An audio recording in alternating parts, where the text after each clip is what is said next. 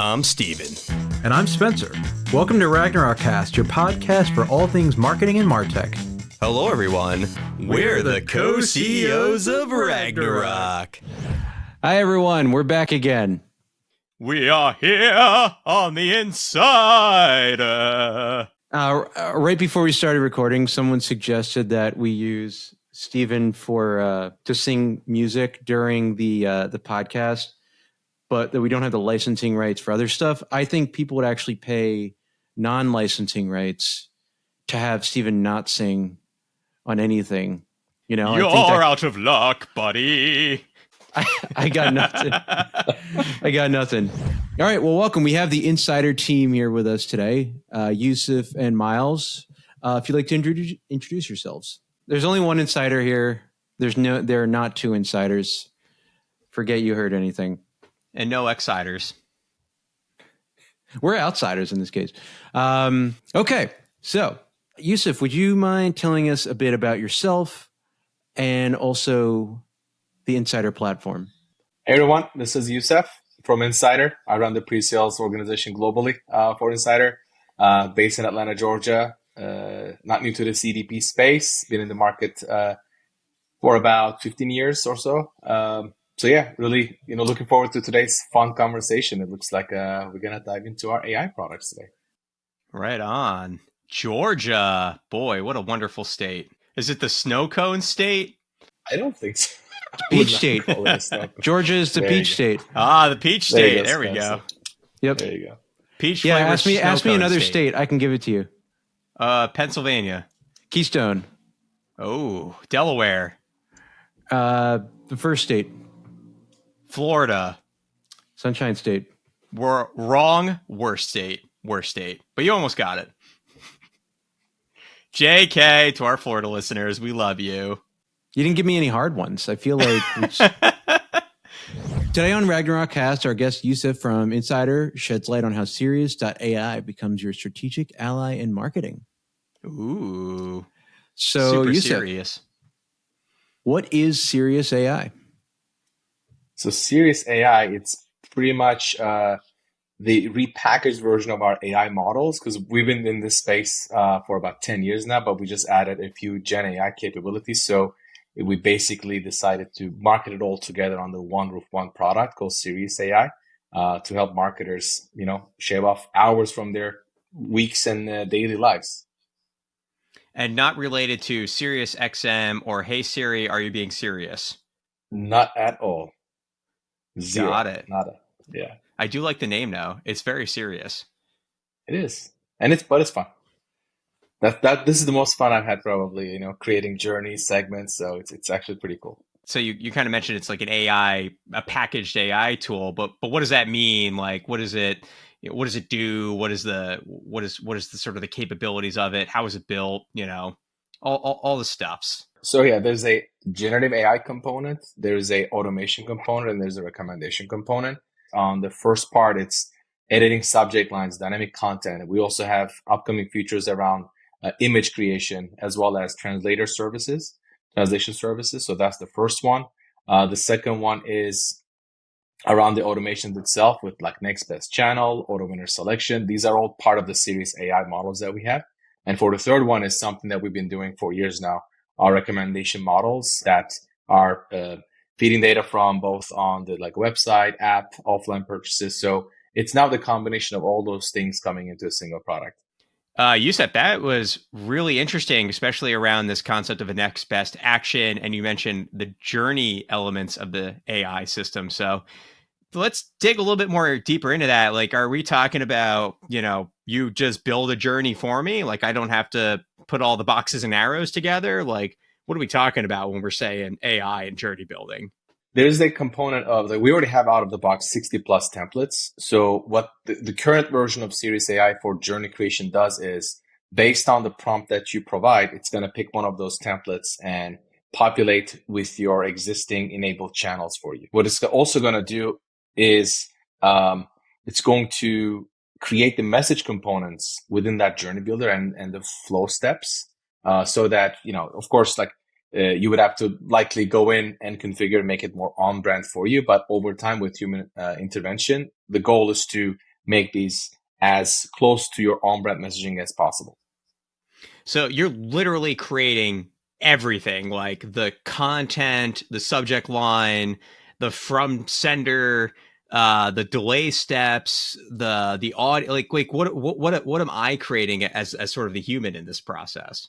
So the human element comes from, like, once the journey is created, you basically going in and configuring those weight elements, those additional split rules. Because the current version of our Series AI Journey Builder, you give the basic prompt, but if you want additional breakout of your decision trees, it's something that you then have to go in and then play around and copy paste or apply additional rules. So there's definitely the human intervention aspect of it. It's not like a fully control, and you wouldn't want it to be. You want to make sure that there's a good QA process in place to make sure that the end result is, as close to your liking as possible. So this is something I've been thinking about. It's like when you have an AI journey builder, it's like, is it for the marketer? Is it saving them time? Is it like giving them additional options that they wouldn't normally have? Like what are the upsides of using like Serious AI versus like a traditional journey builder where it's manual? We have the manual option, and we have our own out of the box templates. What Serious AI does is exactly what you said. Like, if you want to just give the prompt and let AI build it for you, you're going to shave off a few minutes of your life there, like, to begin with. But I think the real power comes from, all right, once it's built, when it builds it, it's taking into consideration the industry best practices based on the vertical that you're in and the use case that you've uploaded. All you have to do is then go in and say, does it actually fit my traditional timelines that I expect in my journey steps? Yeah, so just digging into that a little bit more. So as a marketer, like, is my expectation, let me edit how good a prompt is, or where does my creativity come into here? Like, because the execution is really just the realization of all the strategic work that I've done, right? It's almost important, if not even more important than the thinking process I did to get there. So I feel like I'm handing over a lot of control and a lot of complexity almost to the engine here. So how do I work with it? Beyond just making edits, like to Spencer's point, like, it feels more like it's a suggestion path and a lot less like it's going to get it right the first time. I mean, have you seen people actually just generate it out and they're like, I'm stepping away. This is great. This is exactly what I was looking for. Like, what's been sort of the results of the customers that you've worked with and have seen their kind of use of it? Sure. It's the latter for sure. Like, it's, by design, we don't expect it to get it right 100% every time. And if it did, that would be amazing. But that's definitely the North Star that we're trying to achieve here, or at least to get to that place as soon as possible. That's what I mean. Even in our base templates today, we want our customers to go in and make sure they configure everything to their liking and to their on-brand messaging. So that's a must-have for us at the moment. Of course, like, by time, the model is going to learn for every vertical, because we're primarily retail focused, but we have finance customers, automotive customers, all built in and using the platform today. And even those templates are categorized for each and every one of those verticals today. So it's going to learn over time from new prompts and new use cases that we're feeding into the platform. Makes a lot of sense. So, I mean, obviously you're on the pre-sale side, so I'm sure this is a compelling, sexy kind of product to put in front of customers kind of in that deal cycle. But what is the actual value of this thing? I mean, are there sort of case studies that say, hey, and to Spencer's point, is it the acceleration of the timing that makes it impactful? Is it the idea generation? Is it getting to a level of personalization faster? Like, how do people make money off of this feature? So timing is, like, when it comes to time to value, is the most important thing. Like, the very first thing that it helps. Of course, there are best practices around what are next best channel activation or the priority channel activations that we see that we really recommend, right? There's that aspect of it. From a pre-sales world, when we get into the actual real life use cases, it is mostly around the time to value, because these use cases are proven anyway for ROI generation. But for the main customer, the very first impact that they're going to see will be based on production time. Got it. Makes sense. Yeah, good way to kind of cut down on all that. Here's my next prompt, guys. Data, the magic word. Wait, hold on. Is Yusef what? actually an AI and you're just giving him prompts, or is he a real human? Whoa. Yusuf is actually a chat GPT prompt. Whoa. He's got a pretty lifelike avatar. Okay. All right, guys. So Yusuf, moving beyond just the journey builder, which obviously Stephen and I could wax poetic on for a long time because we're in these tools every day, and our team is. But moving into some of the other features, predictive segmentation, smart recommendations, and pulling from all the customer data. Can you go into a little bit more about that and help these elements of Sirius can turn this into money for your clients, basically? Absolutely. So, funny enough, the predictive segments, these recommendations, they're also part of the same journey builder. And what Insider provides is very unique in the marketplace, where in a single canvas, you can combine your messaging channels and your on-site channels with your recommendations into like a single canvas, single experience, single omni-channel experience. So when it comes to predictive segmentations, we have out-of-the-box segments to go with. When it comes to customer lifecycle, when it comes to engagement activity, discount affinity, or attribute affinity of a customer, our recommendation would be to relay these elements in addition to what the smart journey actually spits out for you, so that it's very use case specific and it's using all the parts of Sirius AI modules that we have built. And where is, for my edification, because I don't know how this works in your platform, but where, like, is this just data that lives in the Insider platform, like natively, like email addresses, or can this be stuff pulled from elsewhere, like an analytics tool or other, like upstream tools?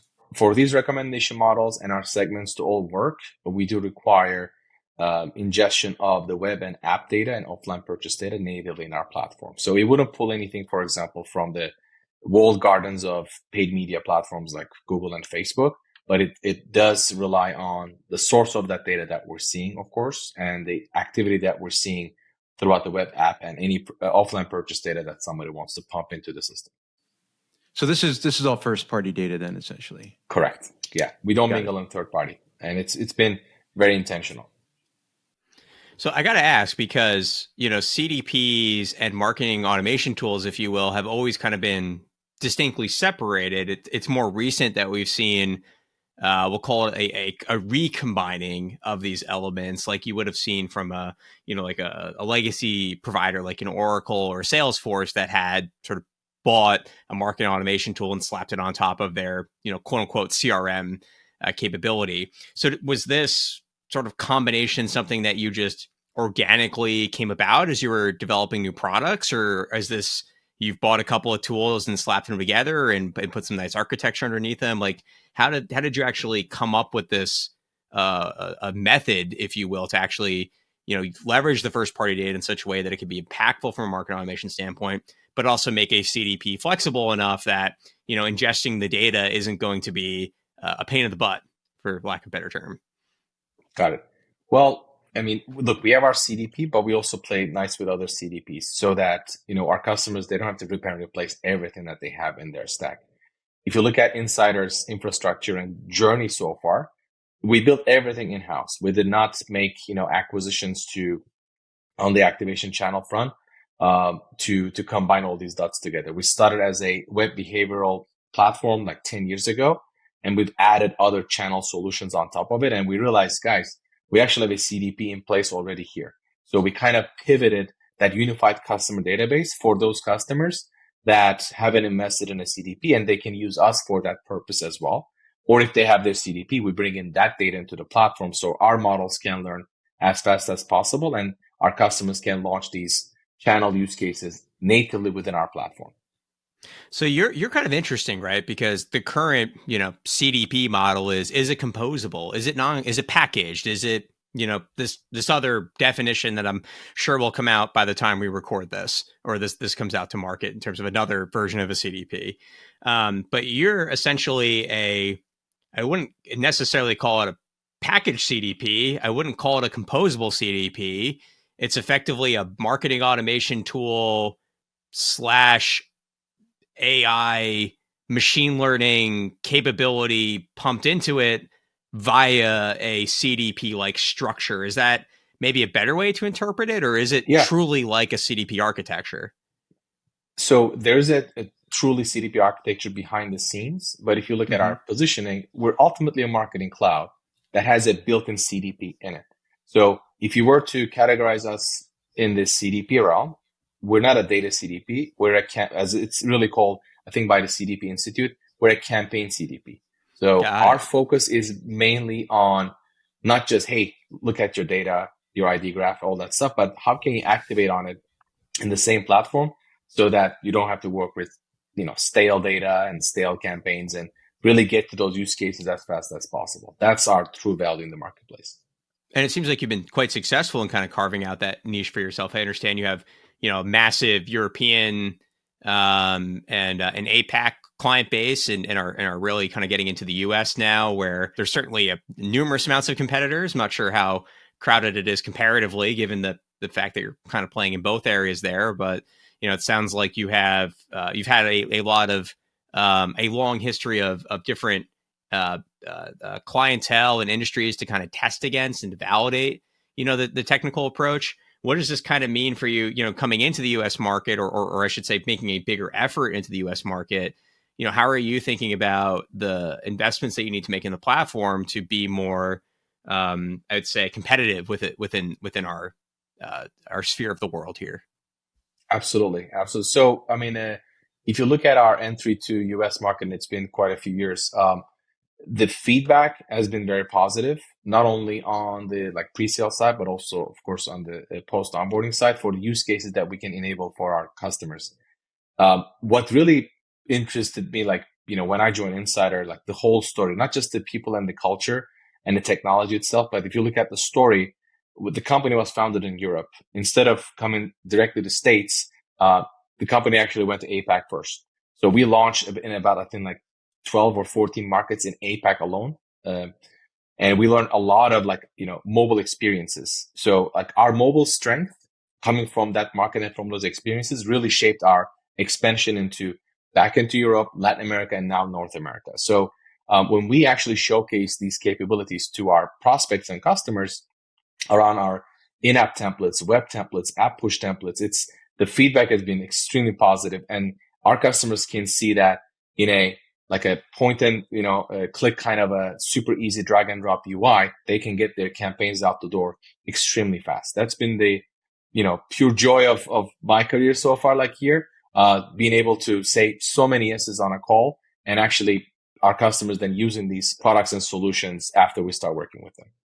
So, Youssef, one of the sort of terms that we hear when it comes to working within AI is this concept of human in the loop, which is to say that you sort of mentioned that we want to be that we want the human to come in and QA it, but also to be the prompter, or to be a kind of validation layer, that it's not some weird going down to some type of metaphysical craziness or whatever happens when you talk to an AI for too long and you start to realize that the universe is bending in on itself. But I'd really like to understand how you're approaching kind of human in the loop beyond just the we're going to help you automate it and make it faster. Like what is the underlying philosophy? What's kind of what's been your approach? What will continue to be your guiding principle for how you're thinking about human in the loop as you continue to build and grow your AI capabilities? Even though we built so many of these strategies and use cases into the platform, the creative mind will still dictate what the next step is and what the additional filters should be, which is why the human intervention will always stay throughout the process. We're all about, again, how many steps can we remove from that campaign creation process to make the marketer's life easier.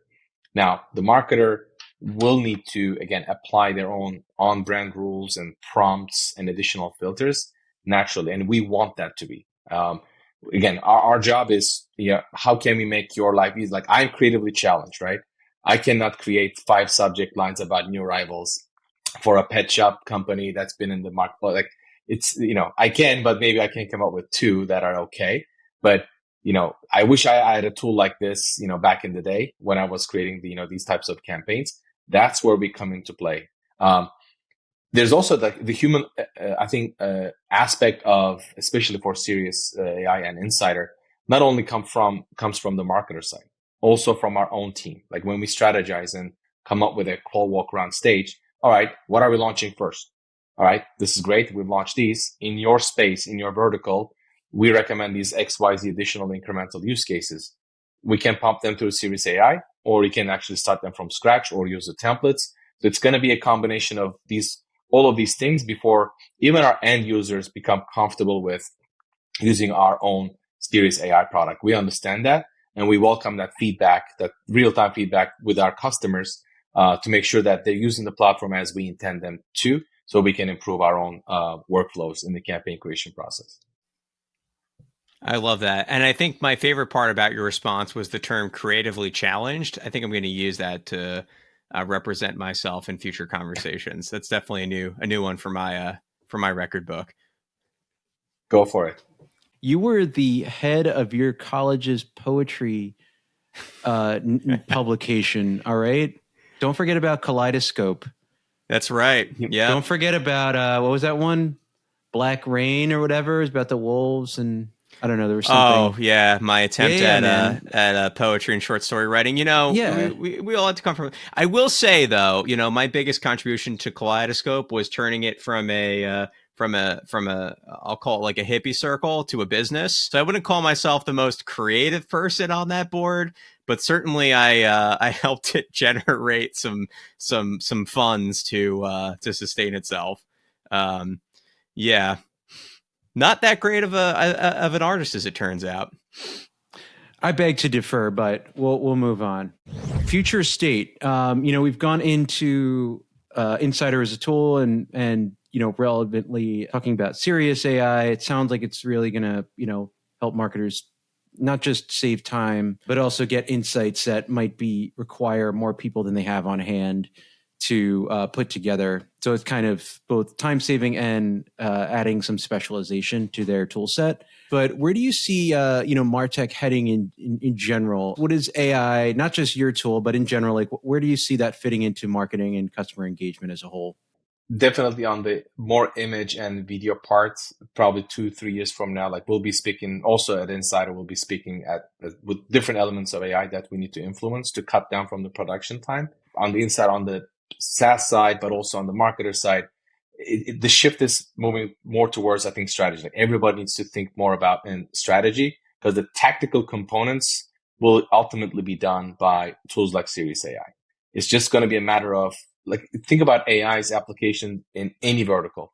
It's really going to be about like who's going to train their own model the best, like who's going to give the best prompts to get the best results out of it. And I think that there's going to be a point, just like AI can understand, let's say if a student has plagiarized any content, after a while, what maybe like people will be able to understand also, right? Like I'm clearly being fed something that's like, I've seen this message before 10 times from 10 other brands. There's going to be the originality component of this. I don't know who's going to solve that part, hopefully Insider. But that's going to be, I think, another thing to look out for, again, maybe 2-3 years from now. Once the dust has settled and the winners are all in their corners, it's going to then become a battle of who's going to create that incremental gain for something just slightly different than what everybody else is doing in the space. That makes sense. It's the inevitable marketer's dilemma, where you start out with really, really not great looking content, and then you get really great looking content, and then you eventually just go back to text only emails. Yep. The vicious cycle of marketing. It's coming. Winter is coming. And before we close out, Stephen, do you have any quick notes on that? Where you see AI fitting into the MarTech space? Yeah, I think Youssef's view of it is very much aligned with mine in terms of the AI really, at least seemingly in the future, as we know it today, is owning a bit more of that execution and owning a bit more of the the kind of, we'll call it the mechanics of platform specialization. Like, today, if you want to use these platforms, you have to be able to write the syntax that's specific to them. You might need to know some HTML. You might need to understand how to, stitch together different, journey elements or nodes and all of the underlying nuances that goes into that. And if you can start to deprecate that knowledge, so to speak, away from the execution and much more upstream to the creative application of that, or the strategic view of how do I now take this program and expand it out to, 4 or 5 different variations, but instead of it being, a one size fits all approach, I'm thinking of it from a graduation into a micro segmentation view, and then eventually into an individualization view. And just having a lot of marketers historically have been held back by the execution, particularly with the amount of, unique level of assets or content that was needed in order to generate that. So exciting to see if the AI can actually help accelerate some of that. I think we're further away in terms of the amount of time these things take to change and trust that's needed to be built. I think there might be a couple of outlier brands that will really be able to take advantage of it and will have the right kind of tools and the right data, so to speak, to make these engines really work. But ultimately, I think it will require a lot of flexibility on these tools' parts to be able to work with very different structures of data, different quantities of that data, certainly a different level of quality and reliability around it. And so I think there's a lot of kind of challenges upstream that will slow down the realization of that. But I think we're all kind of heading in that direction of, we're basically moving from, a broom and dustpan to a vacuum cleaner, right? Where you don't necessarily have to manually sweep up the dust, so to speak, anymore. You just run the vacuum cleaner through it. And now we have vacuum cleaners that literally do the whole thing for you. You just program the Roomba and the Roomba learns your layout, right? And I think we're kind of at the phase now where we've moved to the vacuum cleaner and we're just getting down to the Roomba, so to speak. And sorry, is that a metaphor? Or are you actually talking about Roombas? Both, if that's cool. Yeah. Okay. I mean, if you remember the first generation of a Roomba, like that thing just banged against the wall most of the time. Yep. Like if you had a big room, it worked really well. Now these, sort of 4th and 5th generation models are pretty good with small spaces. They spin a lot more. They're able to kind of map out things a little bit better. Like we're really just in like 1st gen right now, 2nd gen. So there's just a lot of room to grow, but there's still a lot of value to be gained from the tools as they exist right now. So I'm really excited about things like Sirius AI being in the market, just because not only is it a pioneer in the space, but it's also going to help define like what the solutions to those pain points look like, and certainly set Insider up for a great amount of success that they can ride in the coming years. Gents, I hate to say, but we are out of time for today's podcast. Boo. Quick recap. We learned about Insider and Yusuf. We learned about most specifically this new tool set, Sirius AI, including its journey builder, smart segmentation, and some other features. And for you marketers out there, learning like how it can save you time and how it can step up your marketing program. And then also we got some takes on what the future state of AI in marketing is. Yusuf, do you have anything you wanted to close out with? Gentlemen, thank you. It's been fun. I look forward to, new conversations coming out of today's fun chat. Happy to, answer any of your questions in the future as well. Are you saying you want to bring the outside inside? Because that's how I took that. Sure, Steven. Whatever you say. He's got it. It only took 1 hour, and he understands Steven now. It's all good. That's pretty quick. And thank you for having me, by the way. This was really fun. I really appreciate it. All right. Thanks, Yusuf. All right. So listeners, watchers, anybody else out there, don't forget to subscribe. YouTube, Spotify, other streaming platforms that you listen on. And then we post some fun stuff on LinkedIn and Instagram. We're everywhere. And don't forget to rate and review, preferably 5 stars. If you're not going to review it 5 stars, Don't review. Yeah, we'll just we only leave it at have that. one review on Google Maps right now, and I would love to get that up to like a two. Well, it's a 5-star review, I will say, Oh, but we need, and it is my friend that left it, but we need a few more. Let's get some more reviews on there, man. on Google Maps specifically, or on the podcast? No, Google Maps. Like everywhere else, we Okay, got yeah. reviews, but Google Maps looking a little empty. Find us at 1460 Broadway. Thank you.